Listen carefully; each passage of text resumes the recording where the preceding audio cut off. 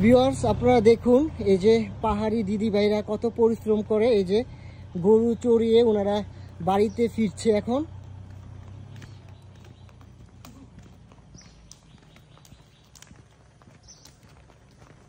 এই যে দেখুন ওনারা গরু চড়িয়ে মাথায় ঢেকি শাক নিয়ে বাড়িতে যাচ্ছে, বাড়ির পানে যাচ্ছে।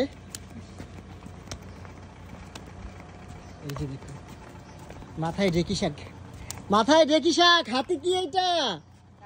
দা, হাতে দা, মাথায় ঢেকি শাক, আর ওনারা চলে যাচ্ছে বাড়ির পানে। আর আপনারা দেখুন এই যে পাহাড়টা দেখুন কত সুন্দর কাটা পাহাড়। এই যে এই দুই পাশে পাহাড় কেটে কেটে এই সীমান্ত সড়কটা তৈরি করা হয়েছে। এত স্বচ্ছ ঢেকি শাক, ঢেকি শাক।